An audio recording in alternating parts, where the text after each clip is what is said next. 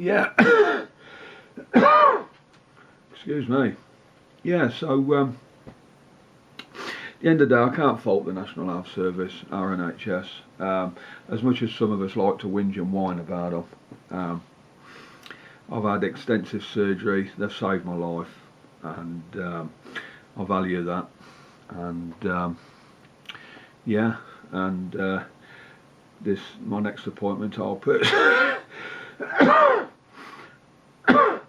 on my next appointment.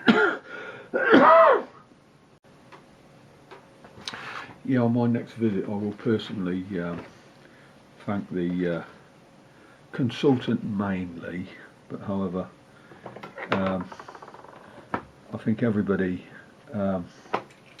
nurses, from nurses to cleaners to porters to every job, they all kind of make it work, don't they? Where would we be without them? And I do value that.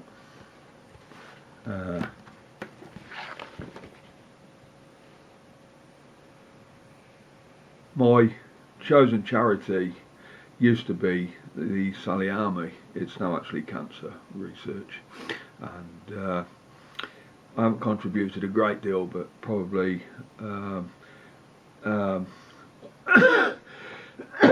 through giving some gifts out to a few clubs and stuff that I go to, they've probably given around shortly under £500 over this year, just from you know, doing raffles and stuff, and yeah, which I think a good turn. You know, if you do a good favour for something, I think the favour, you know, if it can be passed on, then brilliant. I mean, I always remember when I did help Jimmy out a lot, doing, you know, bits and pieces, and I always said to Jimmy, he says, oh, you know, you're always doing stuff for us and you never charge us and this and that and the other. And I always just say to Jimmy, pass the favour on, Jimmy. Just do somebody a good turn, mate, and that'll make me happy. Which I think at the end of the day, if we all work like that, we'd be a far better society, wouldn't we? Unfortunately, I've become a lot very very cynical. Unfortunately, I hate to say it, but yeah. Anyway, enough of that now. Let's go on a up note. I should be thinking positive now, but you know, some people who do know me, they probably might not know, or they've probably heard through somebody else or somebody, but they don't want to get in touch because blah blah blah. You know, so anyway, so basically it's just, you know, telling you what's happened this year. We haven't been away a lot in the van this year, and to be honest with you, every time I've gone away, or when we went away a few times throughout the midsummer, every time we went away and we got somewhere, I broke down and I just wanted to get back home. I just wanted to get back to a safe place, which was horrible, you know.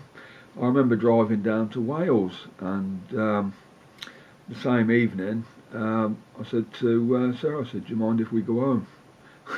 And no, not at all. If that's what you want, then that's what we'll do. Which was horrible, really. You know, it's you know, until you're put in that position, you know, it's you know, the mind's just playing silly buggers with you. You know, it's sleepless nights. Anyway, enough of the. I said that a minute ago. Enough of the downside. Let's think of the positive now. You know, got a lot to plan now for next year, and you know, we've got a lot of plans for next year. This is why we're revamping the garden. So Sarah's putting a lot of perennials in the garden. She used to love her kind of flowery type plants, where she would spend a lot of time nurturing them and planting them out and this and that and the other. It took a lot of time, but now she's going for. Oh, she's lifting that table now. Shall I go? Don't do that by yourself, bye. Let me just ring Sarah and just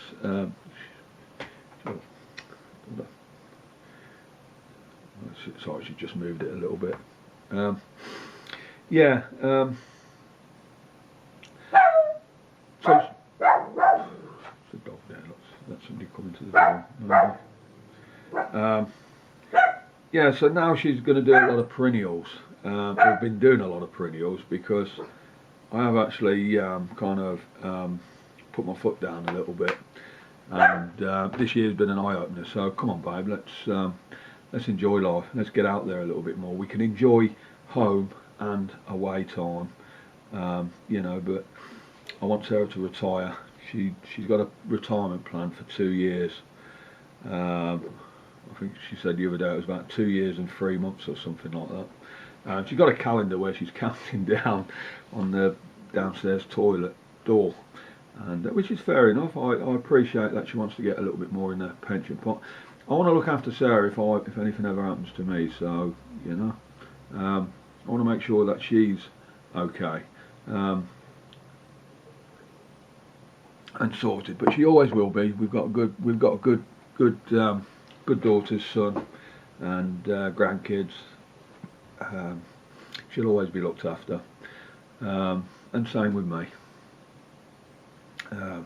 But anyway, right, so I'm going to leave this one here because that might be a little bit too long. So then I'm then going to do another little video on, because I've actually come in my art room today, my hobby room, and I've ventured in here a couple of times, just doing a couple of little bits and pieces, and there's some stuff I've got to sort out and stuff, and but I'm actually gonna.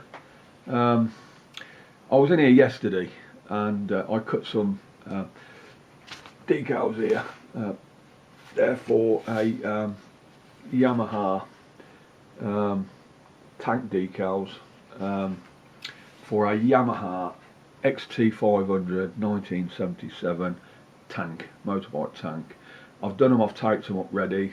They're for my grandson to sell. He wanted to make a little bit of money, so I did them for him. He can sell them. He should get 50 quid a pop for those with the rest of the bits. Oh, and I've also done some, in fact, let me come back in a minute and we'll do another video. Okay. Yeah, so I've done some for the van. I did some chrome silver Bailey decals. I've only done them at 500mm wide. I've got to put some tape on them so that they're some application tape. I've done two. I just wanted one across the front of the bay, the top window, and I've also done some other decals. I've done some Pink Floyd quote, "We're just two lost souls living in a fishbowl year after year, wish you were here," with a fishbowl and two fish in there. I had that on the other van, and it's going on this van.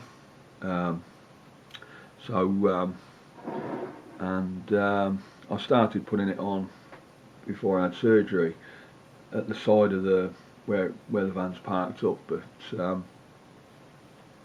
I was that close to it I couldn't actually line it up because of the fence behind me, and I thought, you know what, I've got to finish this off when the van pulls out.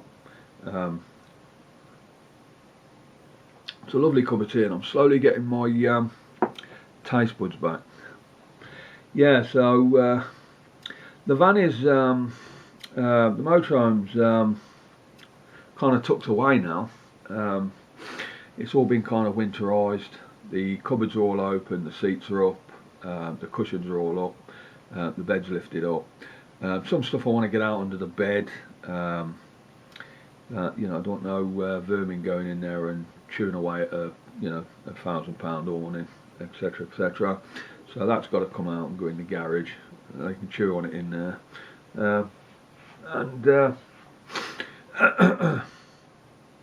Yeah, so, but the van is all tucked up. It's still on the road, but not. I might take it out at some point, just to give it a little bit of a drive, get the wheels moving. I don't want it sat in the same place all the time. My son took it for an MOT a couple of weeks ago. It passed, but it failed on a number plate light, and and also another advisory, one of the air pressures in the tyres valves was showing a orange light. But my son-in-law is a MOT mechanic. He works for Fiat Greys, but they can't MOT those big vehicles. They haven't got a bay for it. And he said, well, they shouldn't have actually, they couldn't fail it on that anyway. He said, so if he had have failed it, because it was took somewhere that I don't usually go. He said, so if he had have failed it, he said it would have been a big no-no, because it was an orange light anyway, and he should have just advised you to, you know, to check your tyre pressures. Yeah. However, there is a little bit of a story behind that, but I'll tell you some of it all. Yeah. Basically, when I had the wheels and tyres swapped over, I didn't know they were. I put new alloys on there, new tyres, all to spec, and basically the original tyres had valves in them where they were had tyre sensors in them, pressure sensors. I didn't know that, and nobody told me, so I just went down, had them done. The guy confirmed all the wheels, the tyres and ratings and what have you, and swapped them all over. And then when I was driving, I went, orange light, come on, tyre pressures. So and then I phoned my son-in-law up, and he said, did you swap the valves over? I said, what valves? No, I didn't. So I have to manually check the tyre pressures at the moment, but I've got all the other wheels and tyres. They're all in the back garage, and they're all good tyres. So if anything, I could have thought, you know what, I'll just swap the wheels and tyres over and take it back for the MOT. But he didn't fail it on it anyway. He just advised it. But luckily, my son-in-law is now moving jobs,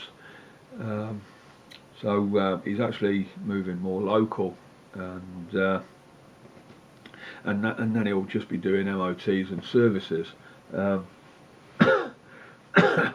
And he said the place that they've got where he's going to should actually fit my van in as well. So he's actually going to, when he gets there, he's had surgery himself on a nerve or something or other.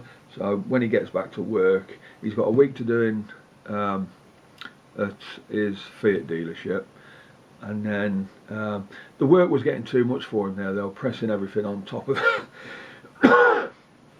him, and then he had sort of like 3-4 mechanics, and let's say he'd have a 2 weeks holiday, and when he'd go back into work, they'd kept all the crap stuff for him, if you like, all the cam belts, water pumps and all that type of stuff, and he'd had enough of it. He said, you know what, you need to get somebody in who knows actually what they're doing, and why are you keeping these for me all the time? If nobody else can't do them, then yeah, which is pretty dreadful for I think the company was took over by some other people, and it was sold to whomever, and I don't even think it's Fiat now. I think they do deal with a little bit of Fiat, but not as much.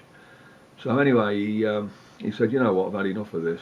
They did ask him if there was anything they could do, pay rise, blah blah blah, or this, that and the other, and he said, no, I'm off, I've already got a job. I guess that's the beauty about having some qualifications behind you, isn't it? So I guess he's done all the diagnostics, the the MOT, the courses for horses and all that sort of stuff. So, and I've always been blessed when we've had an issue with cars, that we've always had somebody to come and help us out. Because these days you can't even touch a car, can you? It's like, although we did the VW, my little VW Caddy, my son and me did that a little while ago, but I had to get some information off him, because I haven't done them type of jobs for quite a few years. But we've done the cam belt, water pump, injectors, but it went down well. The van's running pretty good now. I kept the van, the little van. Recently just got it reinsured, because the insurance ran out before I had surgery, and I thought, you know what, I don't know when I'm going to drive again. I don't know if I'm going to drive again, so I didn't bother reinsuring it. but I insured that the weekend, so just gone and give it a good clean because there's green on it. All the green doesn't take long, does it? So yeah, so happy days. So I've got the motorhome in for a service, where I'm going to put it into his place. So he's going to get me a price for that. It should be a good price because it'll be family rates and whatever, etc, etc. He's also told me he can sort the valves out as well if needed, because they do deal with tyres as well. So I just said, just get me a price, whatever. Yeah. So other than that, it is our anniversary next week as well. I can't remember what it is. It's either 42 or 43 years. I can't bloody remember, to be honest with you. And I've got an engraver over here, look. See the engraver? And anyway, I've set the laptop up. Everything's kind of plugged back in, and I need to now design something. I was going to do Sarah something for every year. I've done her like an engraved anniversary kind of thingy-majiggy on a plaque and put a little bit of paint on it, and you know.